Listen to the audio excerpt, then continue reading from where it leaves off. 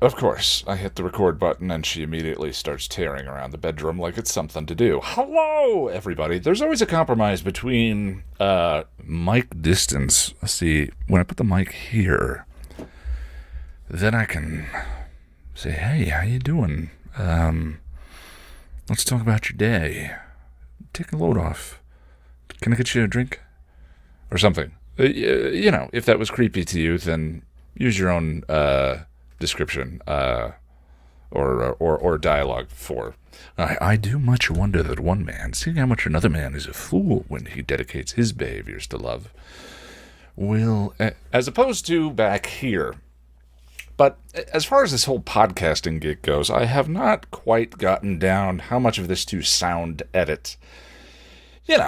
And I'm a bit of a mouth breather. I'm not ashamed to admit it. Most moose-sized and larger men are. And, there's where there are certain things in the episode guides and the videos that I would edit out. Mouth sounds and, breaths and all of that. I was talking to my friend Lonnie, who, of course, is the maestro behind Chipperish Media. And she tells me she leaves all of that stuff. She thinks it sounds more organic if, I mean, that's another thing I maybe tend to do that maybe she doesn't, though. I start a sentence that I don't know the end of, and then I take a deep breath in the middle of it as I gather my thoughts. You're supposed to load the train of thought before it leaves the station, and I don't always do that. Kind of like this podcast. Hello, everyone. Welcome to the Podcast and the Nerd. I'm Ian. How have you been? It's been 2 weeks, and did you change your hair? It looks good.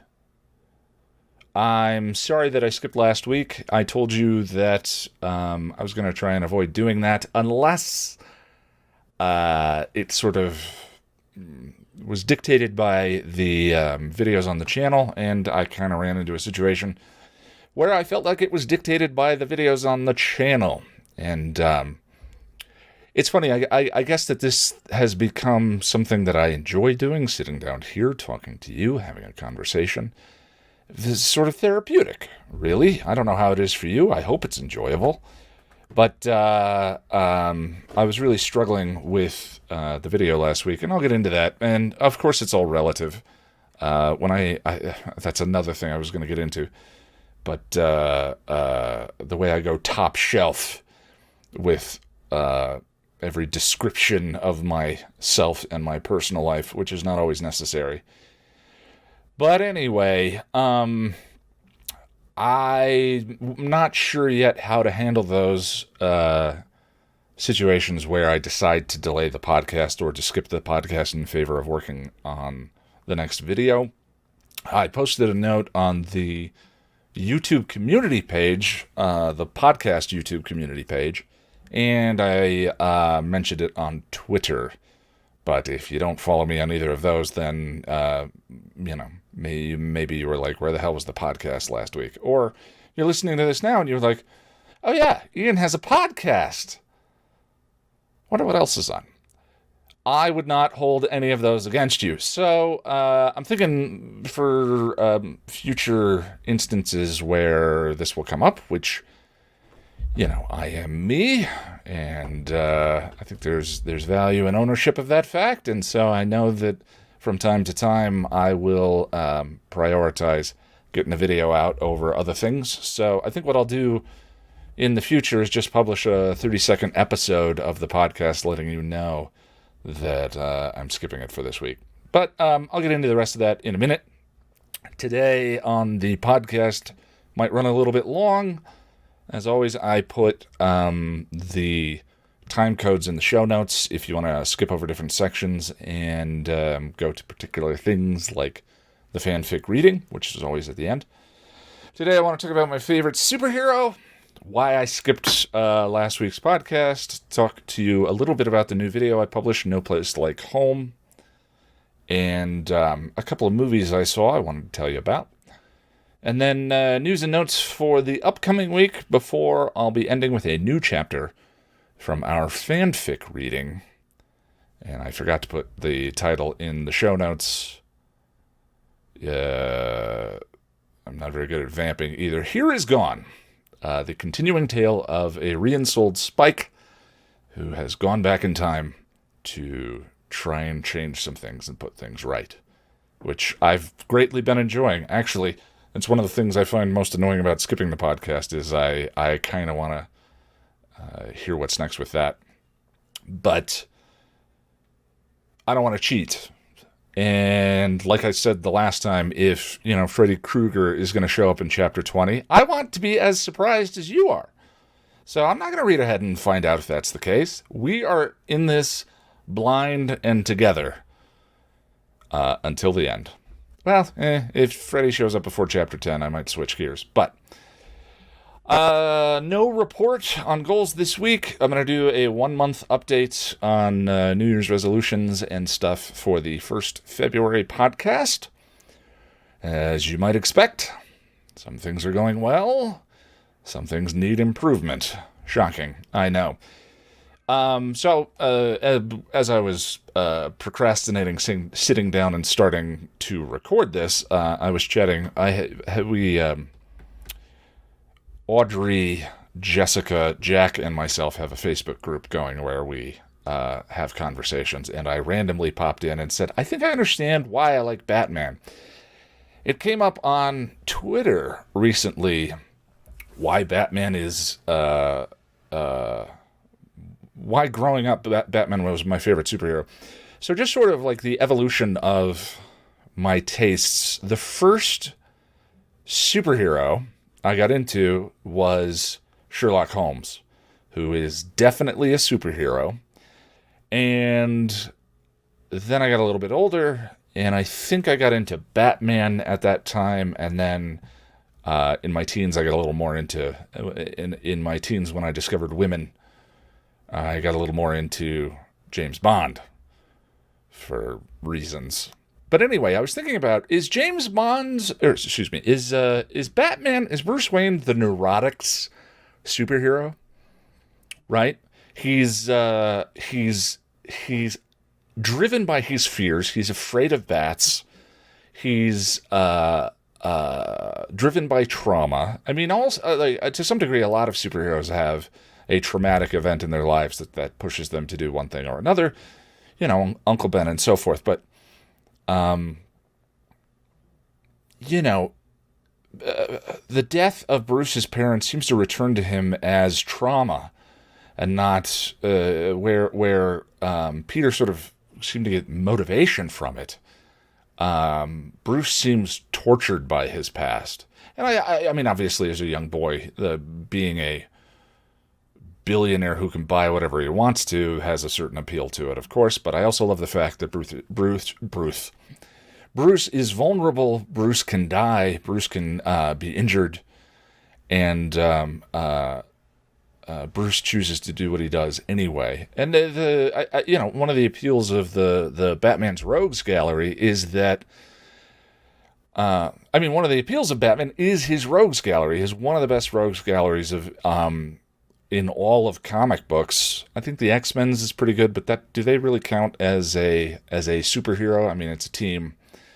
But one of the things that makes the Joker appealing is that, and I think that the reason we all really enjoy The Dark Knight is because the distance between the Joker and Batman was very close. I mean, it's been talked to death to at this point by virtue of Heath Ledger's passing. But, the idea about those two, and I think it's one of the things that makes Batman himself so interesting, and why, for me, the Joker movie didn't work, which is a whole different conversation, and I don't even want to open that can of worms, is that Batman is interesting in proximity to the Joker and vice versa, and you just kind of get the idea that, and I think that the Joker has said this on numerous occasions, that on a different day, Bruce may have ended up like him.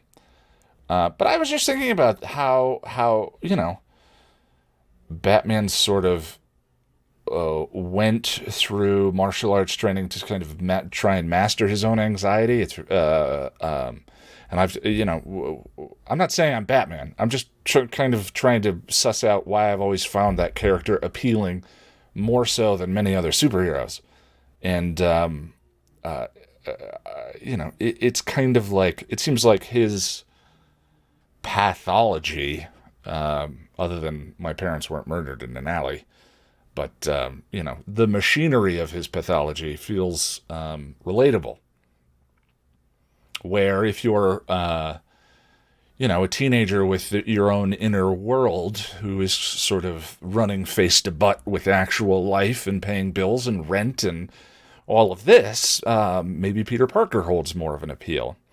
And then there's always, there's to any superhero, there's probably the idea of the identity that we show the world versus who we feel are our real selves. And Bruce is interesting in that way too, because I suppose he's not unique in that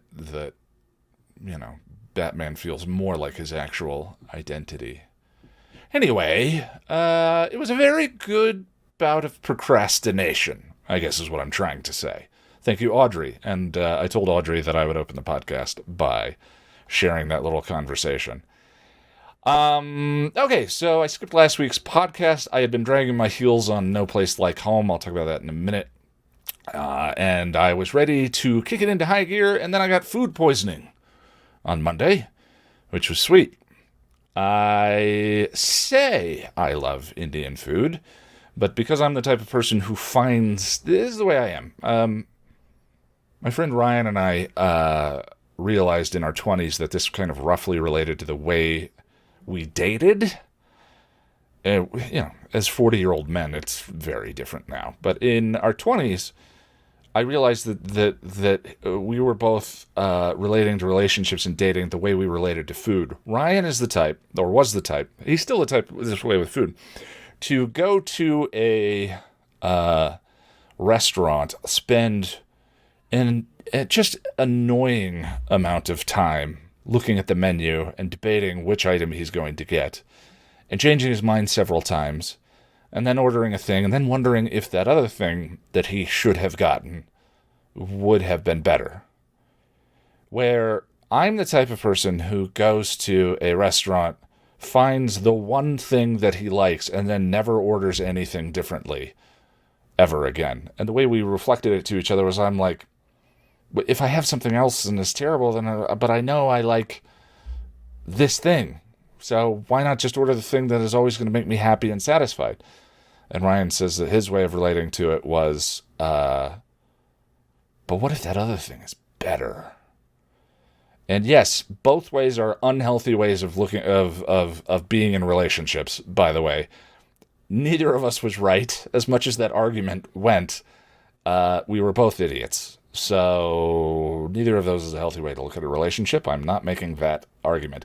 But anyway, I like to say I like Indian food, but really I probably just like chicken tikka masala and veggie samosa. And I believe chicken tikka masala was invented in England anyway. So it's not, I don't know if it's authentic Indian food, But anyway, I ate on Monday, felt like don't worry, I'm going to spare you the gory details of this story, I promise.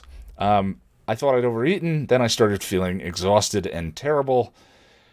I'm a furnace of a human being. I run hot constantly all the time. I think most giants do. But I walked out to our garage to throw something away and just started shivering violently. I haven't had the sick shivers in quite a long time. I got all stiff and sore, and yeah, it was bad. Thought I was coming down with something. I live in a house with 9 other people, 3 of them under 5. And this house has been constantly sick for it feels like 6 months. I'm sure I'm exaggerating because I'm terrible with time. Passing illness back and forth. One person gets well, someone else gets sick.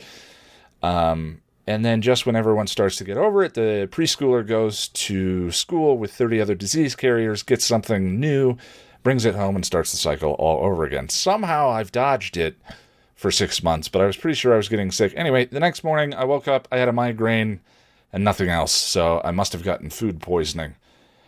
The samosa betrayed me? Never again, you guys. I'm done with chicken tikka masala. Actually, that sounds pretty good. Ended up sleeping about 30 or 40 hours over the next couple of days, and along with the podcast, I skipped the Saturday adventure of the nerd. I was still recovering. I had published the video and ended up sleeping like 20 hours or so Friday and Saturday. Since then, I still haven't quite righted the ship. My sleep schedule is all off. If I'm babbling more so than usual, it's probably because I got like 2.5, 3 hours sleep last night. I was out running on Friday. I got 2 runs in this week, despite the sickness, but I was just weak. And, I'm one of those weird people that likes running. I just forgot that I did for a few years, and in that time put on like 65, 70 pounds. And so I'm trying to take it really easy and not be gentle on my knees and my ankles and not overdo it. But I was out running, and I just felt tired and exhausted, and the endorphin-fueled euphoria that usually happens if you're someone who likes running just wasn't kicking in. And I realized I've just been feeling off this week, not just because of the illness, but I don't know exactly what it is. And I'm not always sure that, I'm very heady. I'm very all up in the attic most of the time anyway. And so a lot of times what I try and do is just pick your spots, I'm very analytical, and sometimes it's just like, it's more effort to peel the thing apart and figure out the components than it is to just, okay, you're feeling crappy, just give it time, watch some Jessica Jones or C or whatever it is you're watching right now, and just let yourself be. There's no need to fix. That's probably the thing. It's like I talked about in one of the videos about loneliness and how loneliness feels like an infection, like something that you need to cure, and it needs to be something right now. But if you can just kind of get to the point where loneliness is like hunger, and hunger is natural, and sometimes from time to time we get hungry, and there's nothing to fix, and it's okay, then you can really free yourself from that sort of panic. And I maybe wasn't, maybe that can be carried to just feeling dumpy, which was kind of what I was. And I while I was out running, I was asking myself, what the hell's wrong with me? Am I depressed? And I realized to some degree, I'm always going top shelf with my moods, either ecstatic or terrified or whatever. And I just thought, I'm not depressed. I'm feeling sad. Dialing the speedometer back a few paces like that made it easier for me to acknowledge, because no, I wasn't feeling depressed. But then I was like, well, what the hell? Like, having to figure out, like, it can just be this sort of fractional, like, yeah, I'm blue, and I don't know why, and I don't know that I need to figure it out, but it's okay.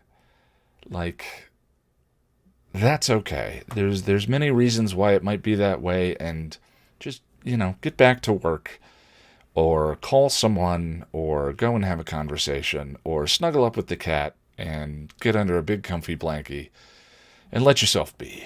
Not everything needs to be fixed or cured.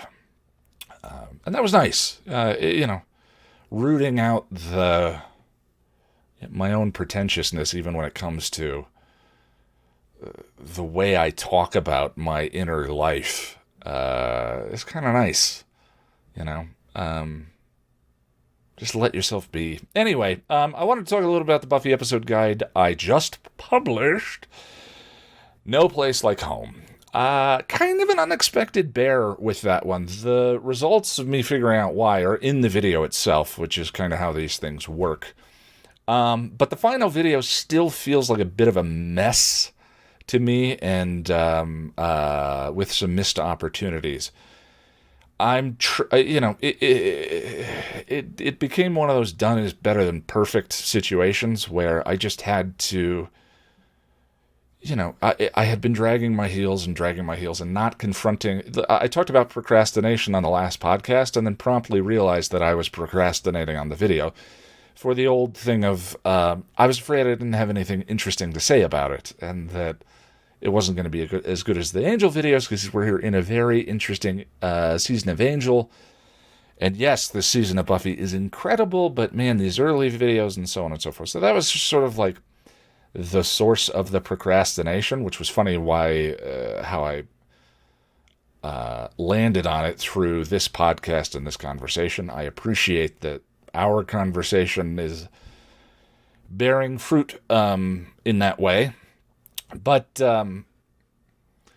anyway, the video seems like it's going over well with people. The analytics are way up. I think it was 20,000 views in 2 days. And for instance, I mean, Angel never does the traffic that Buffy does, but Angel Untouched is sitting at 14,000, something like that. Switch over to it looks like, if you're watching on the visual version of this, it looks like Buffy is staring at the back of my head. But other than a couple of bits here and there in the video that I think worked okay, there are bits of the one that kind of make me want to tear my hair out. So, my favorite things to talk about in the videos are the themes. Self-evidently, and where they come from, whether it's a philosophical basis or psychological or what have you.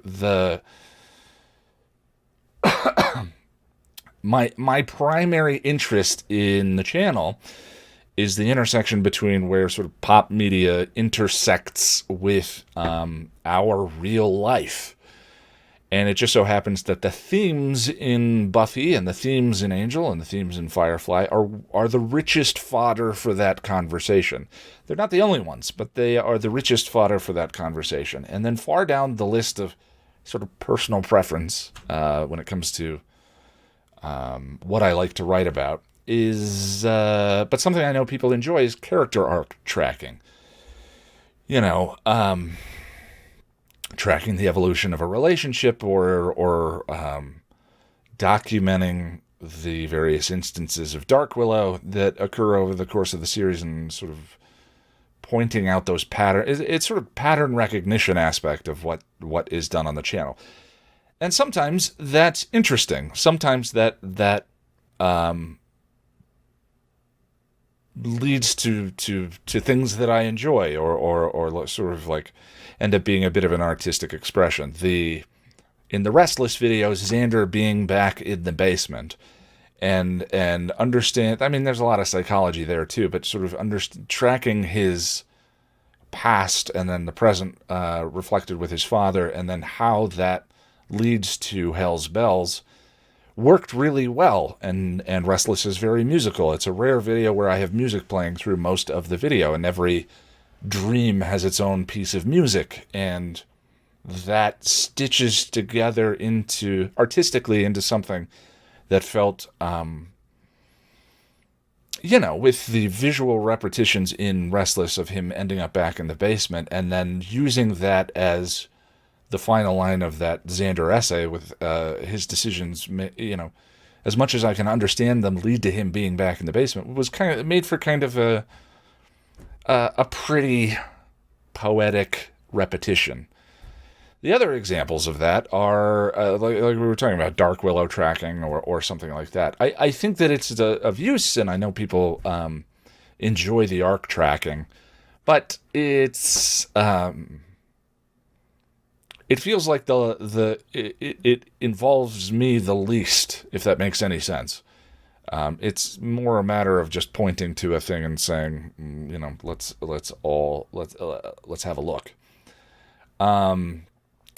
And there's more of that too, like sort of detail tracking, paying attention. Anyway, No Place Like Home, because of the way the arc is working, is felt like mostly that last one to me, sort of, hey, make sure you pay attention to their dynamic and the way this is working and the arc tracking and so forth.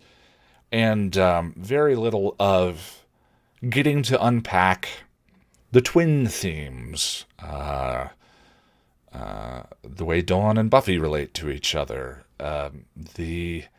you're so grown up that Joyce keeps repeating to her.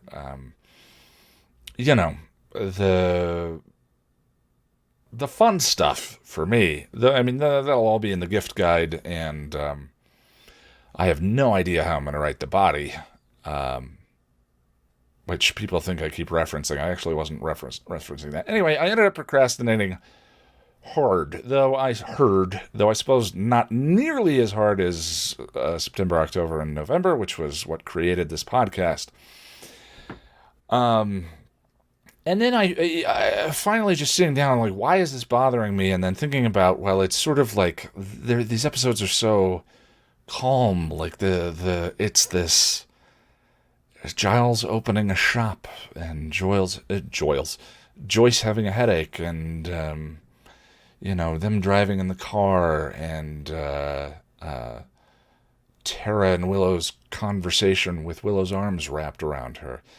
And I realized that that's the thesis. That is the that ebb and flow has a place in the metaphor of the show, in the thing that was grating me, the thing that I was frustrated with because I didn't get to play with the material in the way that I'm used to, or the way that the Angel episodes this season are allowing me to do with things like Are You Now or Have You Ever, became the thesis of the video, which was that those are a part of life as well. Those big gaps between uprisings are, they're a thing.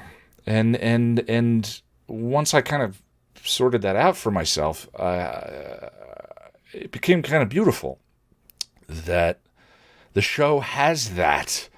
Whether it was intended or not, or a byproduct of them just being more successful at being an arc series, it's there. And, given the events of this season, the major personal uprisings, it starts with Into the Woods, and then the body, and then on into the gift. This calm, peaceful stretch is what we live for, right? I'm not a cynic. I work very hard to root out my own cynicism and pessimism wherever it lies. But there is a perspective on life that says that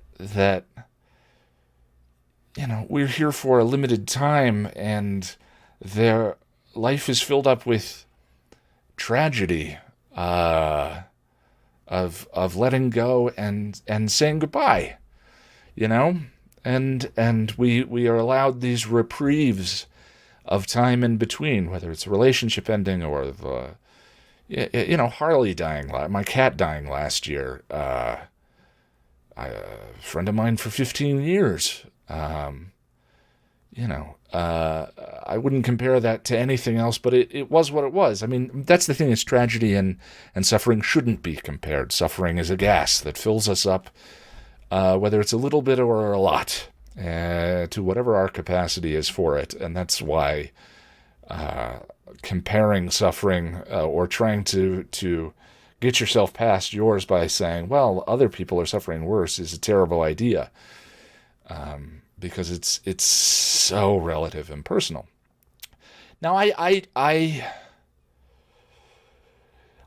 think there's a trick to accepting that and not becoming cynical. I think that talking about this with you, it makes me realize that maybe this is a part of the essay, and maybe this is a part of the gift, and her realization on the tower, why she feels joy,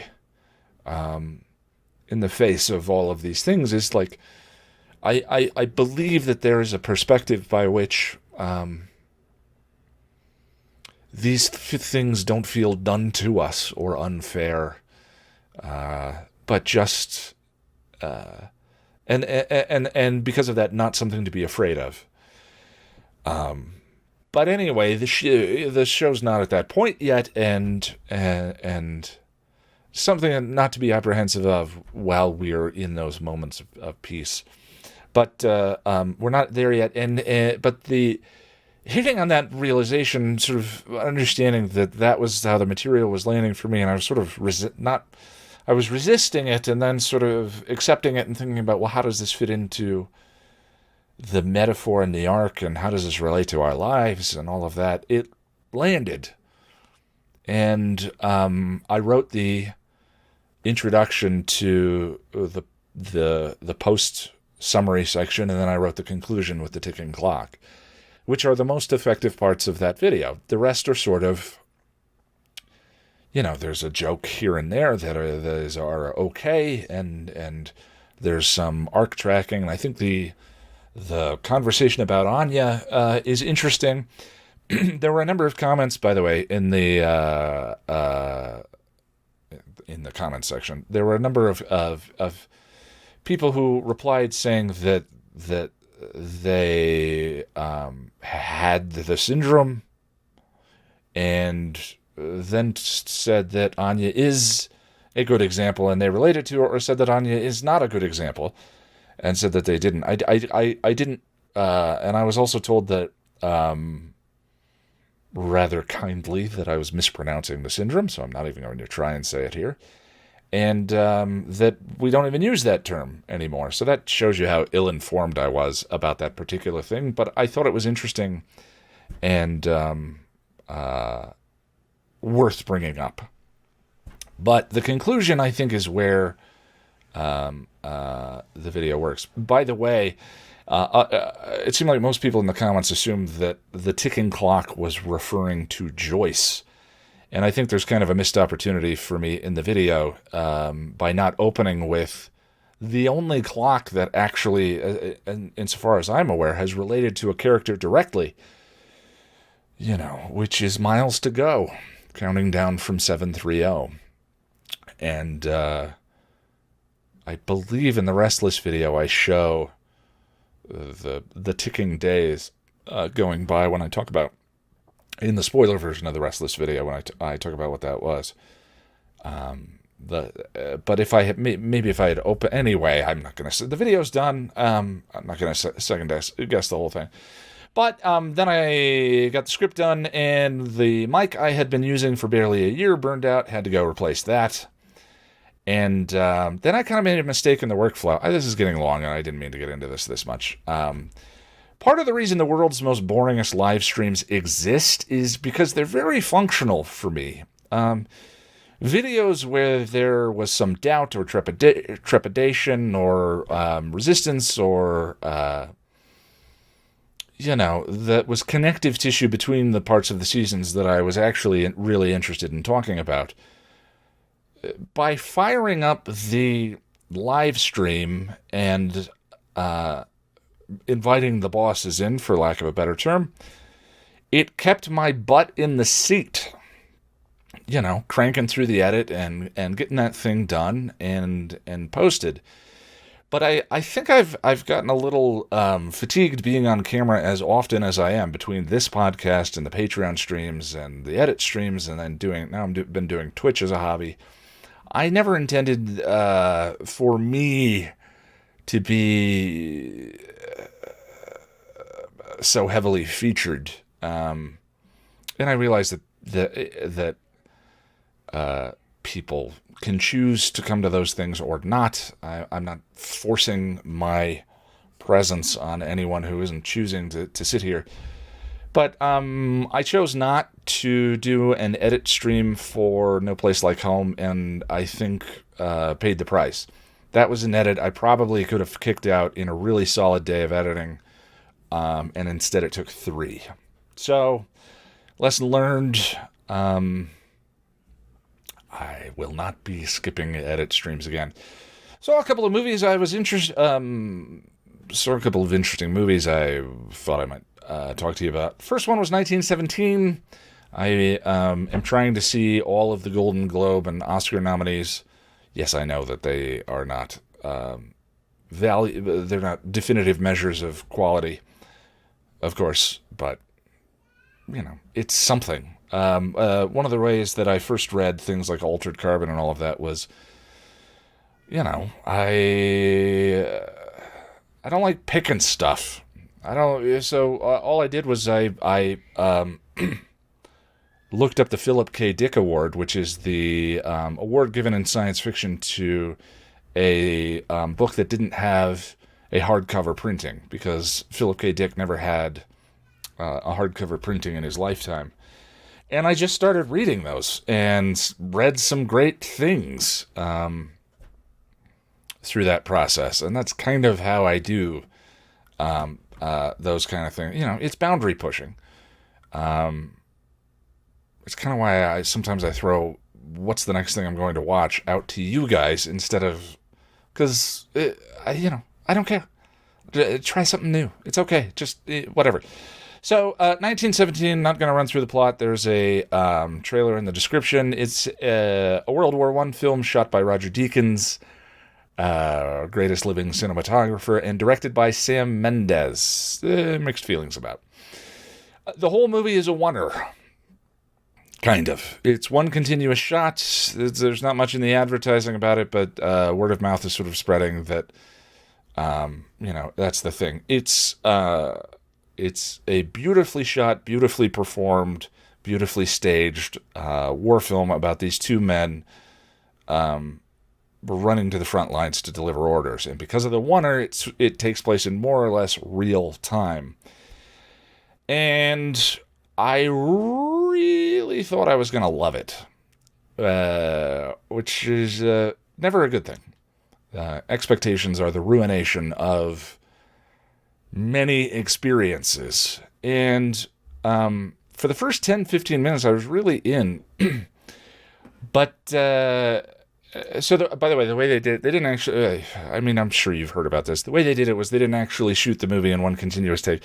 I believe I saw an interview with Roger Deakins saying it was shot in 3-minute increments and then stitched together with mostly invisible cuts, which means that the movie is filled with dozens of cuts, which I only caught about 10 of, maybe, throughout, which I think is pretty good.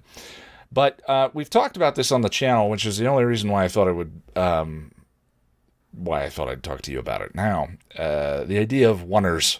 Whedon talks about, and I kept thinking of Whedon's because, of course, my entire professional life centers around his work right now. And the one that always stands out to me, there's a lot of good oneers, Goodfellas and all of that. There's a lot of great oneers. There's one at the beginning of Spectre which I think is an example of a bad oneer. And an example of a great oneer is the one from Anne. So Buffy runs away from home in Becoming Part 2, and post-opening credits in Anne, we get a long continuous tracking shot, which is just terrifically blocked and executed. I believe it starts in the library with Giles and Willow talking, and then follows Willow and Oz out into the hallway, and then Cordelia to Xander, and then, if we can have get our practices down and not have quite as many deaths, Sunnydale is going to rule. And then there's a hard cut to Buffy, and that oneer is so well done that to me it kind of informed the way what a oneer is for and what makes a good oneer. The reason that oneer is so awesome and effective is because it matters to what the episode is talking about, which is Buffy's inner life. So the hustle and bustle of the school and the Sunnydale High School being alive and vibrant and this kind of thing that is alive with possibility, which is a huge thing, is possibility and anticipation, and how is the year going to go, and our relationships, and all of this. And then cutting to Buffy sitting alone in her apartment in LA trying to open a can of soup. And it's so stark.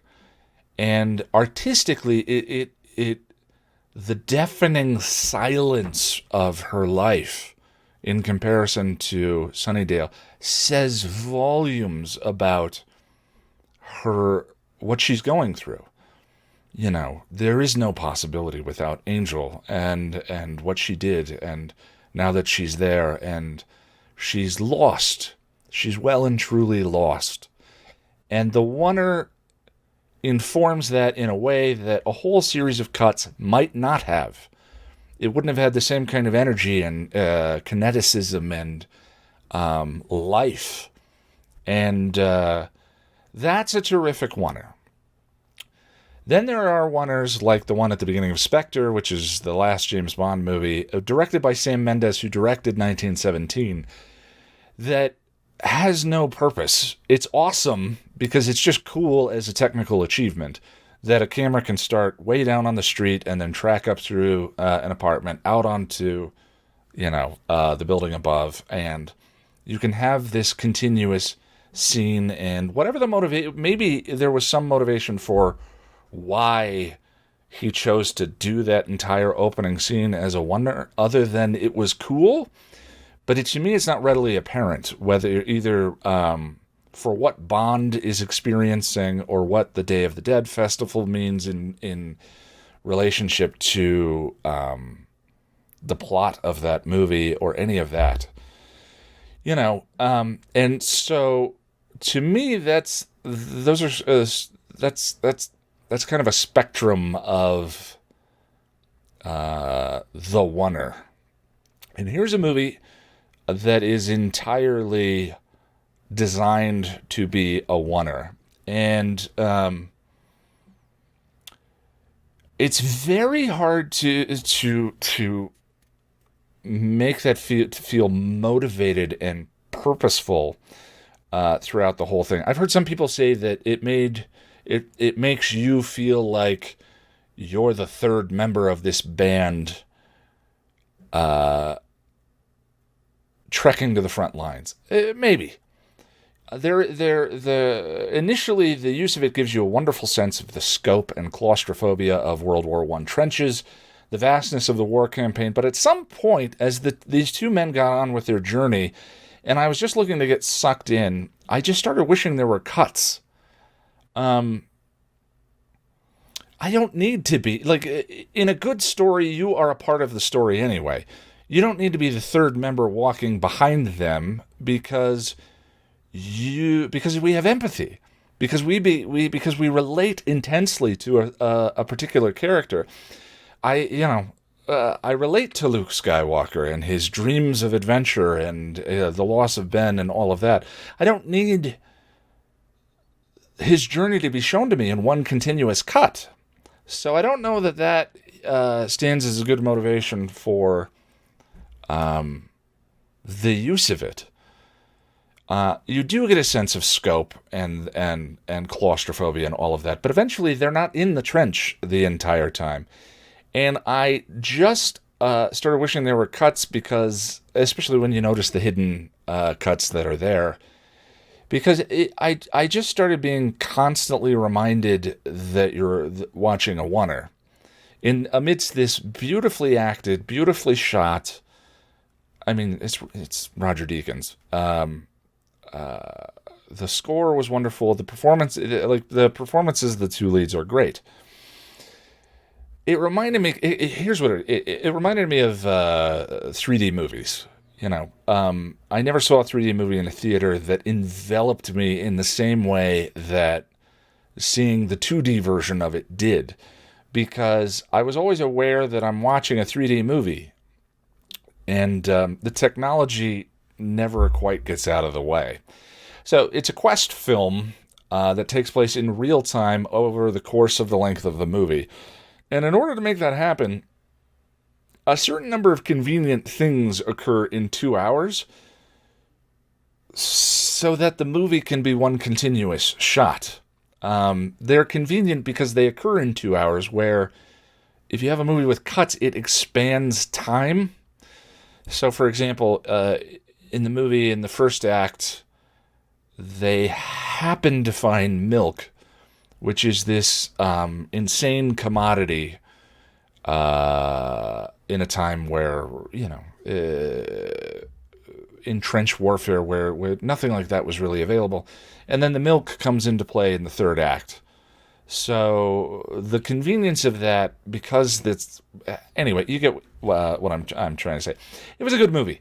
But I thought there was a chance it would end up being my favorite from 2019, and that's what I'm saying. Expectations are the ruination of anything but divine experiences, which don't come along very often. Just because of this, I was thinking of top 5 2019 movies. Of what I've seen, I'm still trying to see everything for, all of the nominated films. But Knives Out would be number 1. Ford versus Ferrari, number 2. Avengers Endgame, lots of problems, but such a cool magic trick and payoff, number 3. Dr. Sleep, number 4, and 1917, number 5. The bottom 5 list from this year would be much easier to come up with than the top 5. Weird year. Speaking of Dr. Sleep, that's the other one I watched this week that I was kind of astonished by. It's with Stephen King's follow-up to The Stand, which is also the all-time classic horror movie directed by Stanley Kubrick, one of the greatest genre films of all time. So make a sequel to that, which is an insane task for any piece of fiction, and just probably shouldn't be undertaken based on history most of the time. But it kind of reminded me of Blade Runner 2049, another movie that making of it would be insane on the surface. And I absolutely loved that movie a couple of years ago. That movie was also shot by Roger Deakins and was directed probably by my current favorite working director, Denis Villeneuve. I apologize for the terrible pronunciation. I'm assuming it's garbage. I just watched his movie Arrival last week, and holy hell does that need to be a movie review on the channel. Anyway, I was not familiar with any of the people behind Dr. Sleep, other than Ewan McGregor, of course. And so I waited for it to release on digital, watched it 2 nights ago, and I've been thinking about it since. To me, it's successful. A successful follow-up to a gargantuan predecessor, just as much as Blade Runner 2049 was. If for completely different reasons. I wouldn't qualify myself as a horror fan, which is weird that I do this all the time. I'm pointing in a podcast to my own title card, Buffy being a horror show and all of that.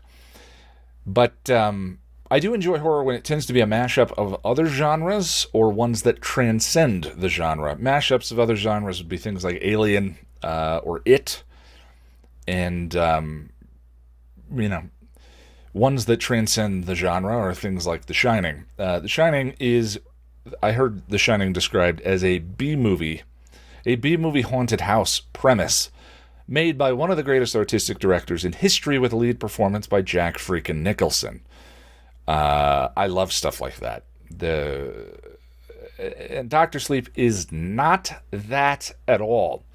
Instead, Dr. Sleep backs away from the haunted house premise of the original and develops the lore of the universe from the original book. So if you're mostly familiar with the movie, it's almost easy enough to forget that it's named after something that has seemingly little to do with the story: Danny's magical powers. Danny can do magic things with his mind parts.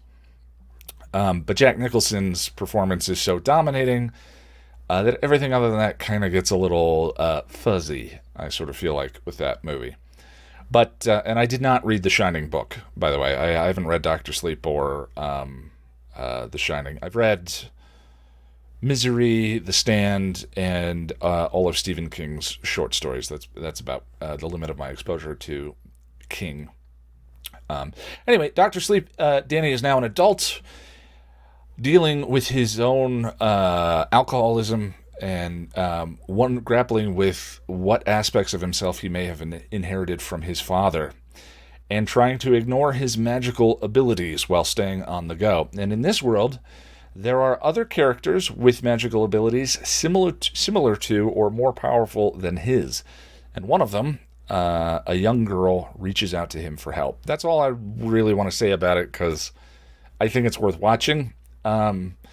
There are scares, but I can't remember a single one of them that was a jump scare. It was all the good kind, dread, tension, and terror. And the movie doesn't shy away from revisiting Kubrick's original, but the times it did never felt pandery or member-berry, but vital to Danny's arc.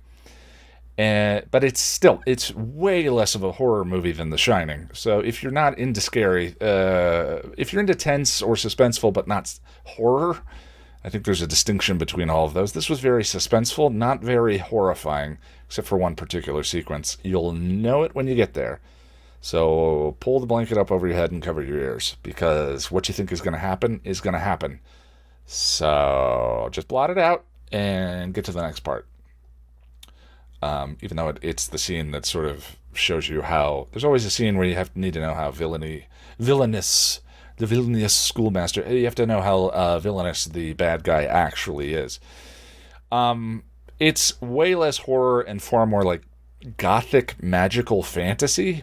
This is a terrible analogy, but to me it kind of reminded me... You know how Harry Potter...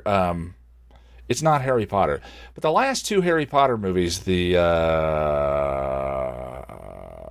Horcrux Magical something or other. I'm the worst nerd in the world. I know that I don't remember the Deathly Hallows. Thank you. I heard you yelling at me through the interwebs, so I appreciate it.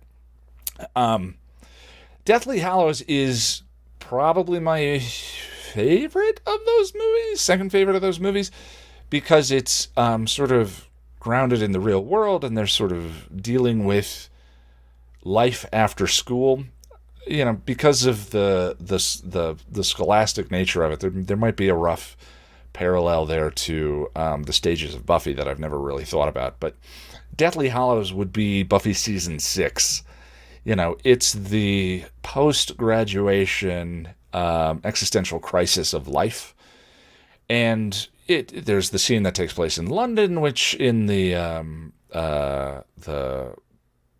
cafe, which is the shootout. There are shootouts with wands. They fire bullets. This is one of the missed opportunities of that movie, even though I think those movies are wonderful. And where was I going with this? That movie is the most what reminded me of Dr. Sleep. The American version of that, sort of magical, people with magical abilities as adults dealing with adult problems in the adult world. And it was really interesting, very entertaining. The movie is also 3 hours long. Having just watched Lawrence of Arabia with Jack a month or two ago, I can tell you it doesn't feel anything close to 3 hours.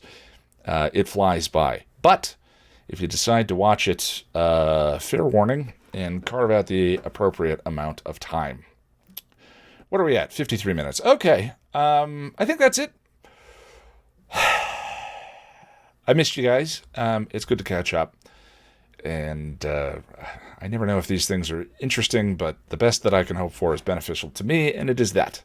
So hopefully there's something in there. Anyway, this week I'm working on Dear Boy.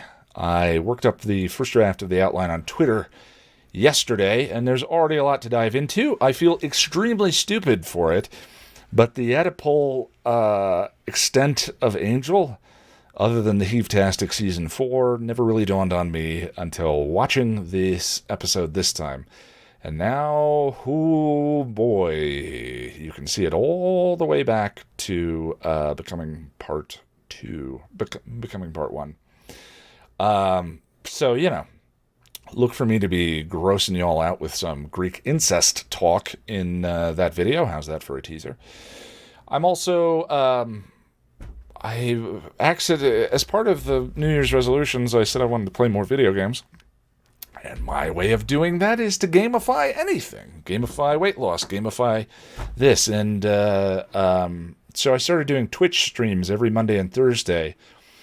And got through their Twitch affiliates status relatively quickly. And that's now a thing. Anyway, I'm doing that every Monday and Thursday. So far, we played through one of my favorite games of all time, The Last of Us, which is sort of Cormac McCarthy's The Road becomes a zombie game. The gravitas of one with the mechanics of the other. And that was a lot of fun. We played through the prequel, and now we dove into Life is Strange. So, Life is Strange 2. I played Life is Strange 1 and Life is Strange Before the Storm. I liked Before the Storm considerably more, but enjoyed them both, and I love, especially when video games have protagonists that don't look like this, and Life is Strange 2 has that. Unfortunately, I'm finding it to be a bit of a slog. I really want to enjoy it, but some of the plot developments, other than the first 15 minutes of the game, it's not working out. But I cannot stop a book halfway through and move on to the next. It's a failing. I've actually left books on airplanes because I didn't want to read them anymore. But I knew if I put it in my bag and brought it home, I'd be slaving through the pages for the next couple of weeks because I can't. There's something about, I just can't do it. So I'm going to finish Life is Strange 2. So hopefully, I'm in episode 2, and hopefully it picks up. There's 5 episodes. I'm going to be playing it tonight. There's a link to the Twitch channel in the show notes if you're into that kind of thing. I really hate being negative and just sitting and dumping on something. So, yeah, I'm going to try and have a positive attitude about it tonight. But, gallows humor exists for a reason, so hopefully we don't go back to that. After that, I'll be playing the Spider-Man game. Eventually, I'll play through the 2 Buffy Xbox games. There's a lot of demand for that, and I want to do something special for those. I'm thinking some kind of fundraiser at some point. Charity fundraiser, 24-hour stream. I don't know. I'll think about it. But if you're interested, link to the Twitch channel in the show notes. This Saturday at 5 p.m. Mountain Time, we're doing the Patreon Hangout. This week we're discussing I Will Remember You and Something Blue. Yes, we're skipping Pangs. Don't blame me. The patrons are the ones who voted on what we skip. And I had a vote, but I'm not telling you how I voted. This is democracy. I don't know what that has to do with anything. Before we get to the fanfic reading, I just want to let you know I'm Ian Nittram on Twitter, youtube.com/passionofthenerd, and it's twitch.tv/thepassionofthenerd. I actually also have the account that's /passionofthenerd, but I can't remember the login. And now it's too late, because that one's an affiliate. So it goes. If you'd like to support the channel and keep me flush with toe spacers for running and lean cuisine meals, you can do so at patreon.com/passionofthenerd. That also feeds my kitty, Ms. Josie. Or by grabbing yourself from passionofthenerd.com/store. We recently added the TPN Angel Guide mug to the store, the one you see spinning in the opening of every Angel episode guide that I'm pretty excited about. Speaking of, I need to order myself one. All right, let's get to the reading. Here is Gone by Terri Botta. I'm going to move the mic in a little bit, so it's going to get a little more mouth soundy and a little more breathy. What are you going to do? When last we left our time-traveling and newly reinsouled Spike, he had been reaching out to Joyce and a Buffy about to run into glory for the first time, building bridges and stressing the need for them to look into getting a CAT scan for Joyce. That was Chapter 5.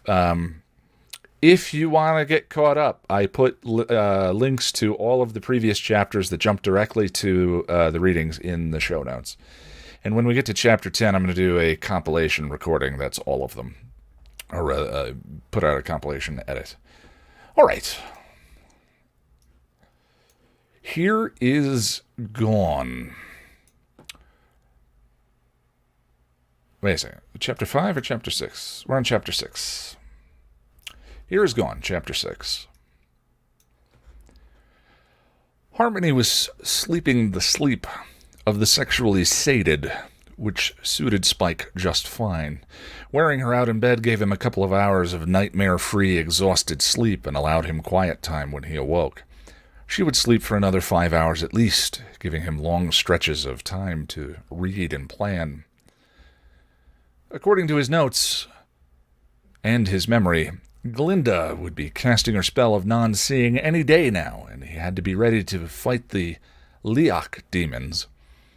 He thought he would be all right with that. His body was fine physically. It was just his mind that was unstable part of the time.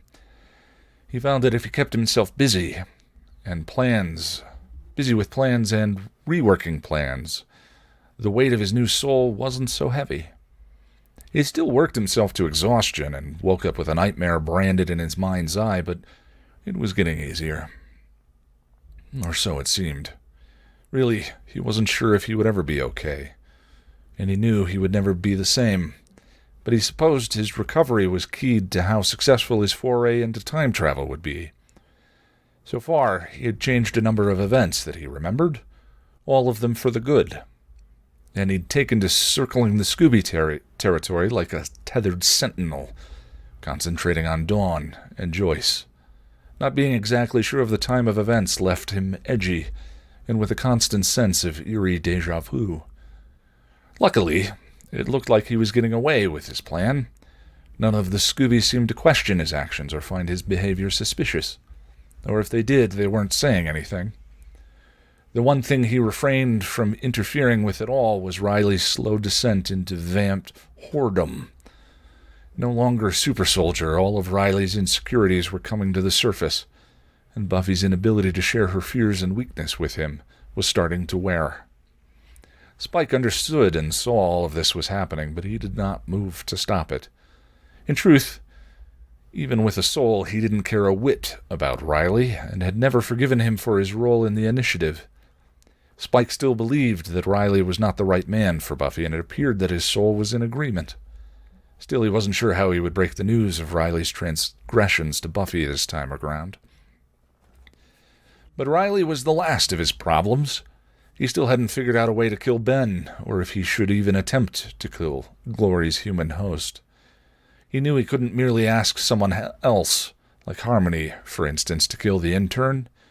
There was too much of a risk, and if the attempt failed, then Glory would most certainly come after him. But that left him with the impossible task of killing the human himself, something the Chip would not let him do. What he needed was an accomplice who knew and understood exactly what is at stake.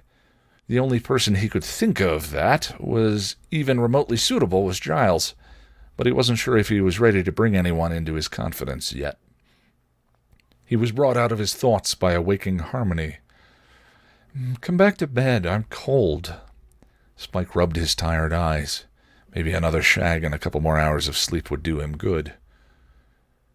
Putting the journal away in its locked box, he joined Harmony in bed. She cooed, snuggling up. "You're always reading and writing in that dumb journal, but you never tell me what it is you're planning." "Sorry, Pat," he placated. "Not ready yet. When it is, you'll be the first to know. And I'll be the one to kill the Slayer." He gave her a grin, but didn't answer, then kissed her to distract. As he covered her with his body, he felt her surrender and give in to his attentions. I think we should read one more. That was a short one. Yeah, let's do one more. Chapter 7. Wait, what are we doing on time? We're over an hour. I'll save Chapter 7 for next week. We should do a double up, though, at some point. Because we're going to be reading this one for 2 years at the current rate. Which would be okay. But, yeah, maybe we'll do 2 chapters with the next short one that comes along. All right, friends. Happy to be back with you. Have a good week as January comes to a close. We're far enough past New Year's now that some of that resolve and gumption we started the year with may be gone or wearing thin. That's the pattern, isn't it? If you've dropped the stone, that's okay. February is a new month. February is for lovers, or so I'm told, or something. My point, I guess, is everything is all right. Occasionally, when I'm suffering from insomnia, I'll lie in bed and ask Google questions. And last week, I asked her, Google, how do I stop procrastinating? It's always interesting what she has responses to. And Google said the number one search result, top 10 steps to stop procrastinating. And the first step was, first of all, forgive yourself for procrastinating. That was step one. And as soon as Google told me that, I realized I needed to hear it. Part of what makes procrastination stick with me is all the self-flagellation and frustration. The same old shit in different day kind of reaction. And it's actually utterly counterproductive to getting anything done. And after my brief and therapeutic chat with Google, the next day I got the No Place Like Home video edited and up. So if you're doing that, forgive yourself, let it go. It's just life. I'll see you in a week.